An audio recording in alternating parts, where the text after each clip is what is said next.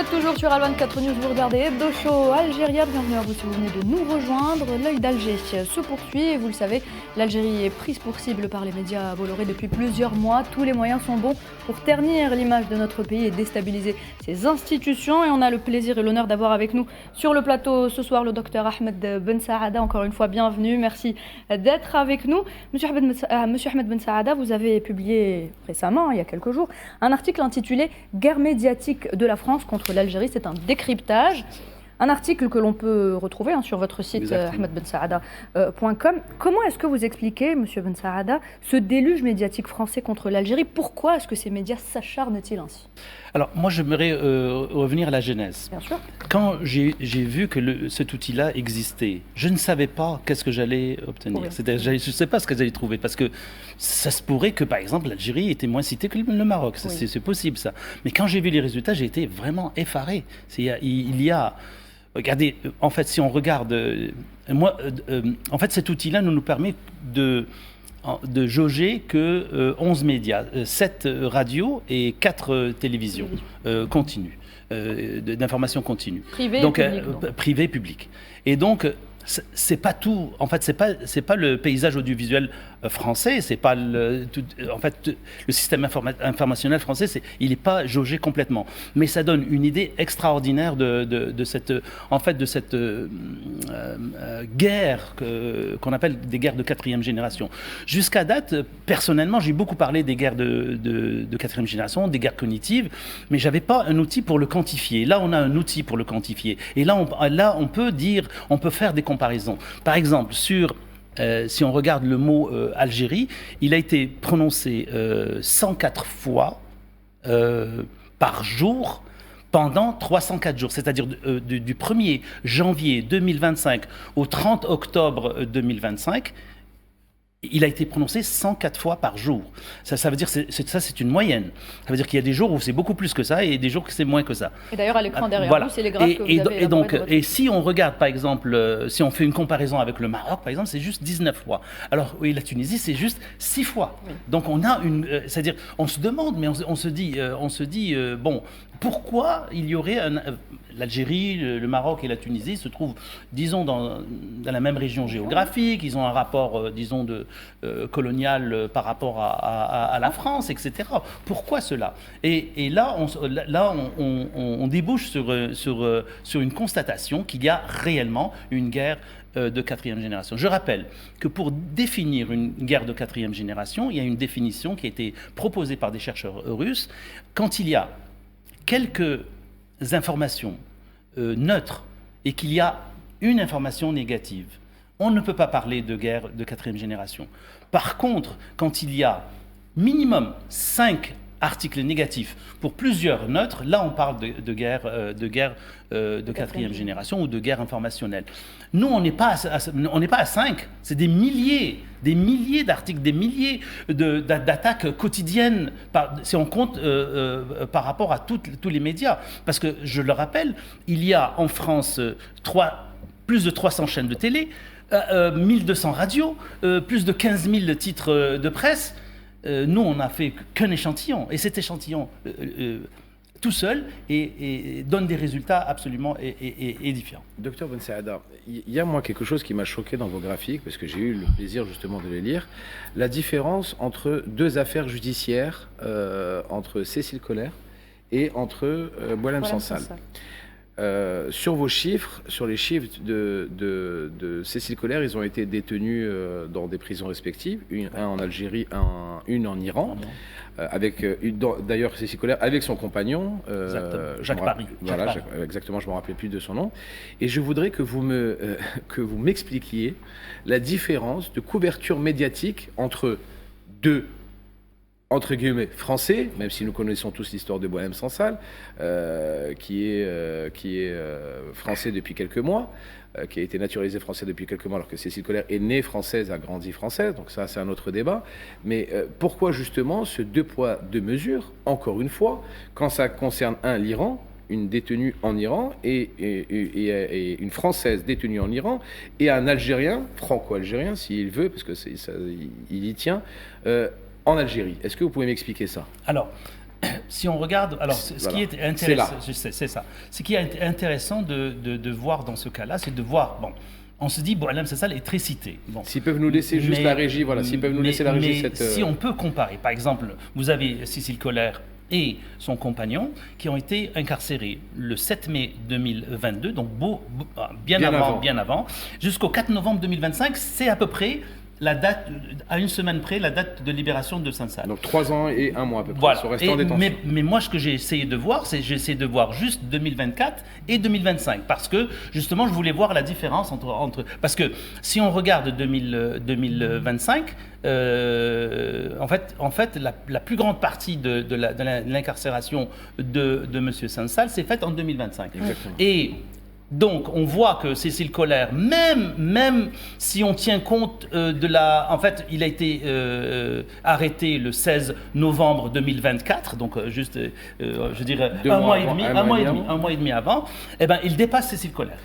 De 2 fois. Ouais. Et on regarde. Les chiffres me donnent. Boualem Sansal, juste, alors là aussi je reviens, quand je regarde CNews et je regarde Europe 1, Sansal est cité 15,5 fois par jour. Alors que Cécile Collère est citée 2,5 fois par jour. Alors que l'un est je parle pas. Moi, en fait, l'une est franco-française. Voilà, exactement. Elle est franco-française. Et l'autre est détenue dans un pays étranger. Alors que l'un est franco-algérien, détenu dans son pays d'origine. Dans son propre pays. Donc, est-ce que maintenant on peut nous expliquer ça? Alors, l'explication est, on cherche toutes les occasions. Les occasions pour taper sur l'Algérie. Voilà. C'est en fait, ça n'a rien à voir avec les droits de l'homme ou la liberté d'expression.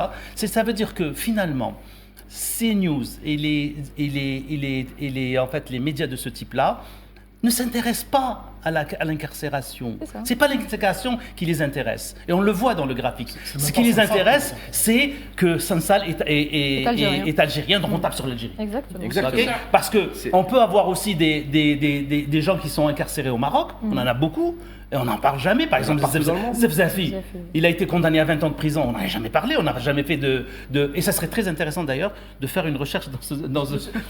Monsieur Saad, vous avez parlé de la guerre de 4e génération, la guerre cognitive. Oui. Des guerres qui visent à changer votre pensée, votre perception. Exactement. Parce qu'ils se basent sur la manipulation, la diabolisation, la guerre de l'information, etc.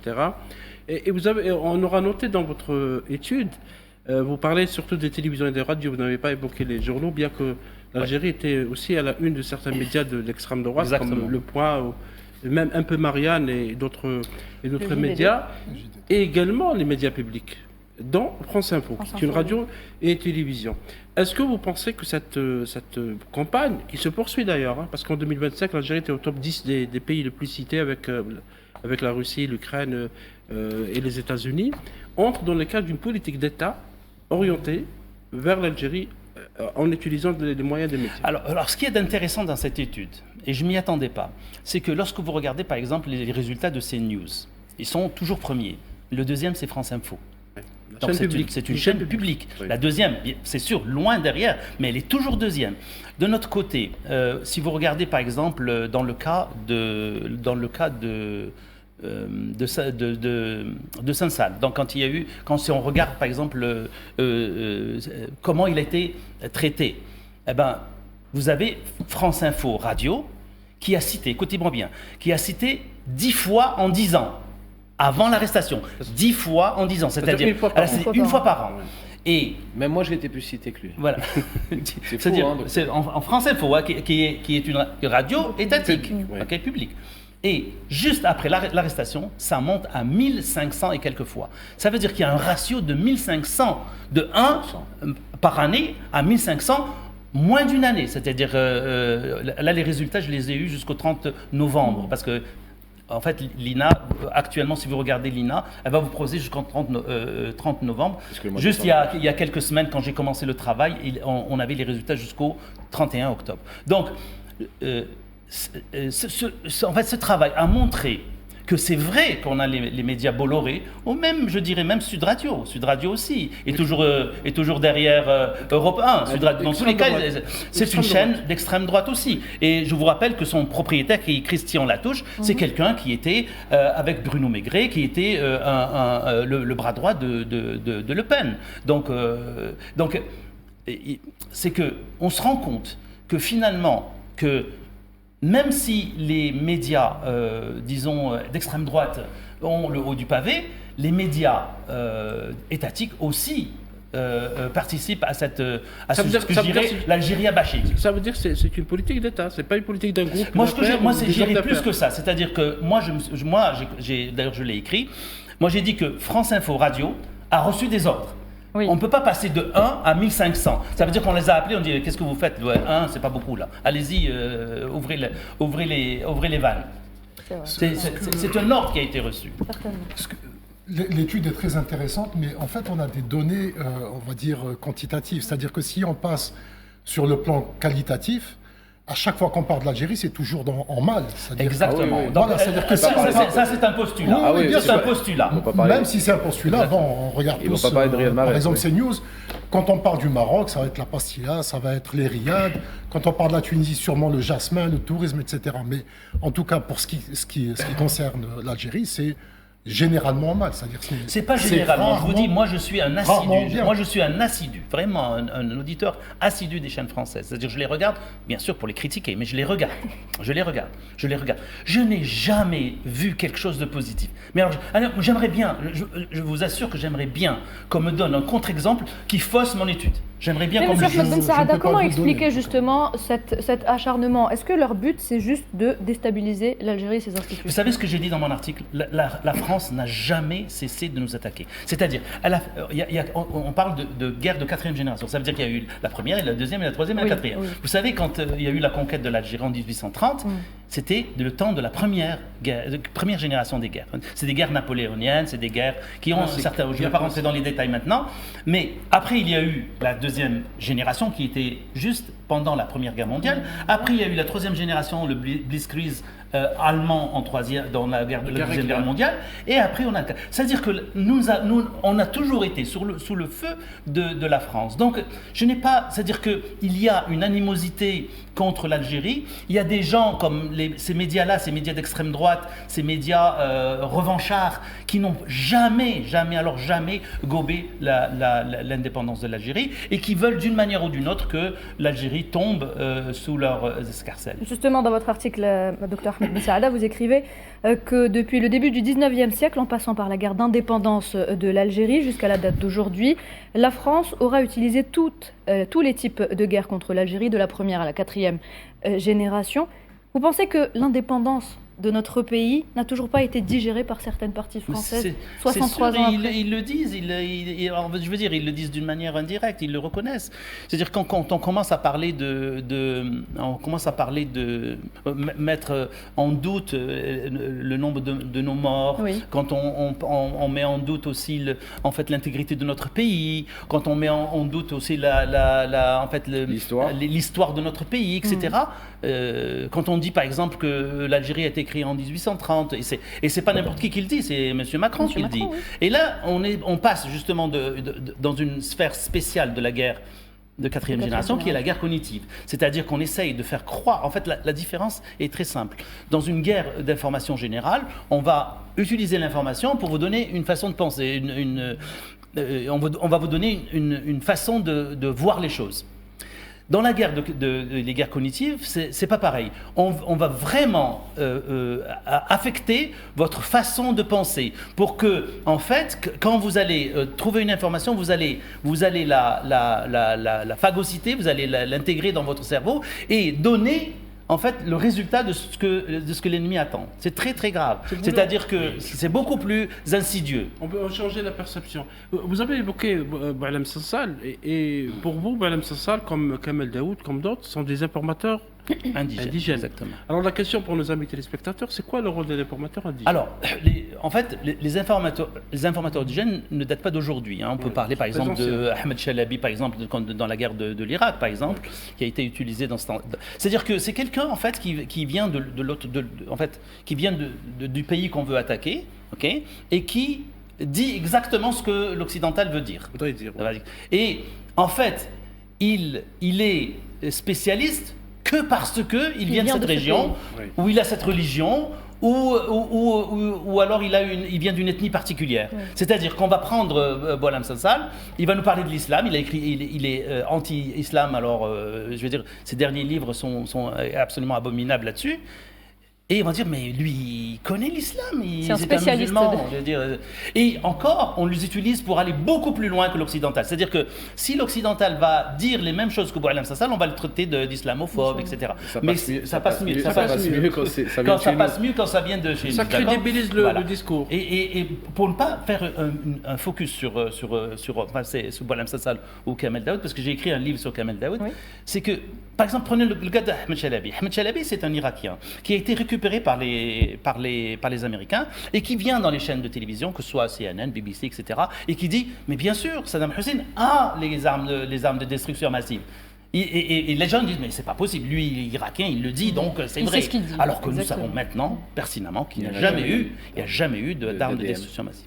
Et c'est la même chose pour Alors, ces gens-là, pour qu'ils soient des informateurs indigènes, il faut qu'on les anoblisse. Donc, c'est-à-dire qu'on leur donne un titre de noblesse. Alors, dans des prix, par exemple, Voilà. le Goncourt Alors, les pour prix, Kamel par Daoud. exemple, le Goncourt ou le prix de l'Académie française. Ou quelque chose. Alors, ils deviennent porteurs d'une vérité. C'est-à-dire, tout ce qu'ils disent est vrai. Parce que, justement, sinon, on ne leur aurait pas donné des prix. Par exemple, Boualem Sansal, il a essayé de faire aussi une autre guerre cognitive comme M. Macron, de dire, par exemple, que l'ouest de l'Algérie appartenait au Maroc, par exemple. Et c'est une fake news complète, je veux dire, qui peut être démentie par le premier venu. Mais n'empêche que cette fake news va fonctionner et va être répétée. Et ce que je montre dans mon travail, c'est que la répétition de fake news, même si on sait que c'est fake, elle a un impact. C'est-à-dire que si une information est répétée, matraquée, il y a une certaine proportion de la population qui va l'intégrer comme étant vraie, même si elle est fausse. Et on appelle ça l'effet de vérité illusoire. C'est un biais cognitif connu qui a été détecté en 1977 par des psychologues américains. Et en fait, ce que j'aimerais aussi dire, par exemple, pourquoi on accepte des fake news? Pourquoi une fake news qui nous paraît fausse, on l'accepte? C'est que, d'après les spécialistes des neurosciences, notre cerveau fonctionne à deux vitesses. Il y a un cerveau qui est extrêmement lent, c'est-à-dire qu'il va analyser les choses, il va calculer, c'est ça qu'on utilise quand on fait des calculs, des mathématiques, etc., ou quand on écrit, etc. Mais ça ne représente que 5 à 10% de ce qu'on fait dans le jour. C'est-à-dire que vous avez 90% de vos actions quotidiennes qui sont faites de manière automatique. En fait, c'est l'inconscient qui travaille. Il se base sur quoi? Il se base sur vos expériences antérieures. Il se base sur les choses que vous avez rencontrées dans votre vie. Et très souvent, il se trompe. C'est-à-dire que si nous ne prenons pas le temps de réfléchir à l'information qu'on nous donne, et maintenant avec les médias qui sont extrêmement rapides, et puis l'effet de scoop, le scoopisme, on veut avoir, dès qu'on reçoit une nouvelle qui nous choque, parce on va aller la partager. En fait, je dis bien qu'il nous choque, c'est-à-dire qu'on va chercher les sensations. Oui. On ne va pas chercher la réflexion. On va chercher juste l'émotion. Si quelque chose nous choque, on va la partager. Et ça amplifie les fake news et ça donne une véracité à cette information, même si elle est fausse. Prenez par exemple l'idée que se font les Occidentaux de l'Algérie. On le voit très bien à l'étranger, on va dire mais c'est un pays fermé, c'est la Corée du Nord. Mais quand ils viennent ici, là mais c'est extraordinaire. Oui, c'est vrai. Là c'est magnifique, l'Algérie magnifique. Parce que justement l'image qui est donnée par les médias étrangers, en particulier les médias français, est une image extrêmement négative de notre pays. Et je pense notamment également à cette avant-après incarcération de Boualem Sansal, par exemple, lorsqu'il est allé sur les plateaux et qu'ils ont voulu lui faire dire qu'il avait été maltraité en Algérie, etc., etc. Puis quand on a vu la photo avant et après, on a bien vu que monsieur mais vous vous rappelez d'un fake news qui a été largement diffusé. C'est que le gars a le cancer, il va mourir. Oui. Et il va mourir en prison. Il est ressorti plus jeune qu'il était avant. Exactement. Je veux dire, il est ressorti encore. C'est-à-dire qu'en fait, non seulement c'était une fake news, mais elle a été utilisée justement pour faire de la pression sur l'Algérie et sur les autorités algériennes et sur en fait nos institutions algériennes, parce que l'institution en fait de la justice a été très malmenée. Oui. Kamal Mensari, vous voulez intervenir. Justement, pour rebondir ce qu'a dit M. Ben Saada, et surtout le fait que, bon, j'ai lu avec plaisir son article, son étude, et bien sûr, elle est datée jusqu'au 30 octobre 2025. Bon, j'ai pris la curiosité de voir ce que ça donne dans un an sur Data IN Affaires, donc pour voir un petit peu comment ça se passe. Bien évidemment, en utilisant Whisper, le logiciel qui nous a permis d'avoir ces graphes et ces résultats, on constate aussi que si on va encore jusqu'au 30 novembre 2025, on trouve que l'Algérie a été citée 72 000 fois. C'est-à-dire le dernier mois, c'est hallucinant. Et en même temps, quand on va, on a l'impression, on peut aussi aller vérifier les personnalités les plus citées, pas simplement les pays. On trouve Tebboune, Abdelmajid Tebboune a été cité durant l'année 2025, 1881 fois, c'est-à-dire 5 fois par jour, c'est le nombre des prières d'un musulman.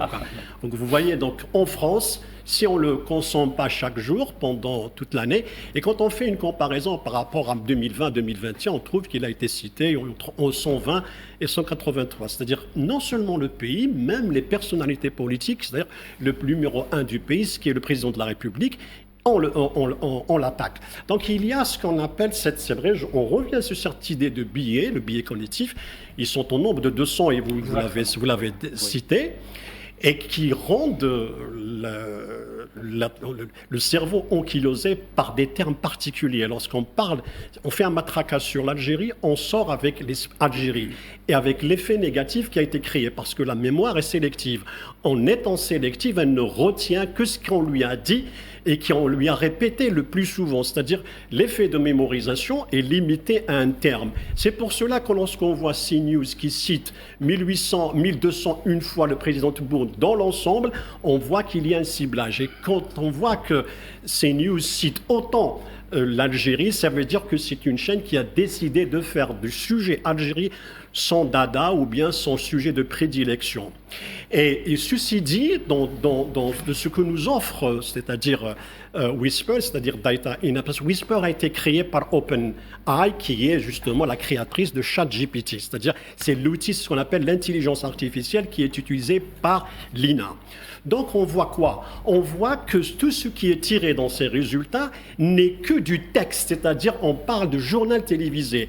Les débats ne sont pas inclus. Pourquoi? Parce que le Whisper ne peut pas décoder et encoder les débats. Il ne peut décoder et encoder que les journaux télévisés. C'est-à-dire que le nombre réel est 100 millions de fois plus important. Et ce qui nous donne une idée sur cette capacité ou bien cette politique ou cette volonté de ces chaînes-là, notamment CNews, BFM TV, France Info, de faire de l'Algérie un véritable plan politique de propagande, de fake news dans toute sa dimension. C'est pour cela que je trouve que c'est hallucinant. Votre étude a justement mis le doigt sur une réalité en France qui a rapport avec notre histoire et les rapports entre nous et la France, parce que, comme vous le dites dans votre étude, la France n'a jamais gobé l'indépendance du pays. C'est pour cela que depuis 1962, en 62, on nous qualifiait de misérables. Nous étions socialistes, nous étions pauvres, ils disaient ce sont des misérables. C'était le terme qui revenait. Dans les années 90, ils nous ont qualifiés de terroristes. Et aujourd'hui, on est sur toutes les sauces. Donc l'Algérie a toujours été un vecteur de propagande pour ces chaînes de télévision. C'est pour cela, pour justifier aujourd'hui le débat actuel, pour maintenir et donner une chance à l'extrême droite d'arriver au pouvoir, il faut battre l'Algérie parce que ceux qui sont derrière l'extrême droite en France sont d'obédience, ils ont de substrat OAS, c'est-à-dire colonialistes. C'est-à-dire qu'aujourd'hui, les colonialistes ont hérité, les enfants des colons ont hérité cette mentalité de colonialiste. Ils la perdurent à travers les médias et la font vivre. Parce qu'à part l'Algérie, il n'y a pas un sujet aussi important ou aussi intéressant pour ces médias que l'Algérie, parce que les véritables problèmes qui sont cachés en France sont cachés à travers cette campagne menée contre l'Algérie. Et ça nous donne aujourd'hui qu'il ne peut y avoir de coopération sereine et saine avec ce pays-là, dans cette atmosphère et dans cette guerre médiatique qui nous est imposée et par laquelle nous sommes en train aujourd'hui de décortiquer et de répondre. Oui, c'est très intéressant. En fait, j'abonde dans votre sens. Ce que j'aimerais dire aussi, c'est que En fait, il y a eu une annexe un peu de l'étude que j'ai faite. J'ai comparé le mot Algérie au mot ce qu'on appelle des DROM, des domaines et régions, des départements et régions d'outre-mer français. L'outil a un petit problème, c'est-à-dire que s'il y a des homonymes, il va sortir des résultats faux, parce qu'il va, quand vous dites par exemple Réunion, Réunion c'est un mot commun, donc on ne peut pas le faire. Donc je ne l'ai pas utilisé. J'ai pas aussi pris Jacques Paris, parce que Jacques Paris, il a au moins 4 homonymes que j'ai cherchés. Donc à chaque fois que j'utilise un mot, je cherche aussi s'il y a des homonymes. Et regardez, vous avez, par exemple, il y a eu à Mayotte, il y a eu un cyclone qui a dévasté Mayotte. Et le cyclone a eu lieu environ, je dirais, 2 semaines avant le début de l'étude que j'ai faite. Il était en fin décembre 2024. Okay, et ce qu'on constate, en fait, que l'Algérie a été citée en 2025 21 000 fois plus. C'est-à-dire que le nombre d'occurrences est 21 000 fois plus élevé que celui consacré à Mayotte. C'est absolument aberrant. Et puis on se demandait, je ne sais pas si vous vous rappelez, quand il y avait Retailleau au ministère de l'Intérieur, on se demandait, mais pourquoi c'est juste Retailleau qui parle de l'Algérie ? Est-ce que l'Algérie, dans l'esprit, disons, revanchard français, est-ce que l'Algérie n'est pas considérée comme un département ? Eh bien, la réponse est là. C'est-à-dire que c'est encore pire qu'un département, parce que si vous regardez les résultats par exemple de CNews concernant l'Algérie sont supérieurs à la somme des autres départements. Si vous regardez par exemple CNews tout seul, si on fait le rapport entre le nombre d'occurrences de l'Algérie avec Guadeloupe, la Guadeloupe qui est un DROM français, c'est 54. Ça veut dire que l'Algérie a été citée 54 fois plus que la Guadeloupe. C'est incroyable quand même. C'est-à-dire qu'ils devraient s'occuper de leur département d'outre-mer. Oui. Ils devraient aussi s'occuper de Mayotte. Mayotte est un bidonville à ciel ouvert. C'est le département le plus pauvre de France. Ouais. C'est honteux, honteux. Quand on a vu les images de ce désastre qui a touché Mayotte, on s'est rendu compte que c'était pas une île, c'était un bidonville, un grand bidonville. Et donc, au lieu de s'occuper de leur pays, entre guillemets, parce que Mayotte, vous savez que Mayotte est toujours considérée une colonie française par l'ONU. La France a triché, on dirait entre guillemets, dans les élections pour pouvoir s'accaparer de Mayotte, alors que les Comores revendiquent toujours Mayotte. Okay, et donc on voit des gens vivre misérablement. Mais occupez-vous de cette région. Essayez de parler de cette région. Essayez de trouver des solutions à la misère de ce peuple. Merci, M. Ahmed Ben Saada. On conseille en tout cas aux téléspectateurs d'aller lire cet article qui s'intitule « Guerre médiatique de la France contre l'Algérie ». C'est un décryptage que vous trouverez sur le site du docteur Ahmed Ben Saada, ahmedbensaada.com. Mesdames et messieurs, on revient tout de suite.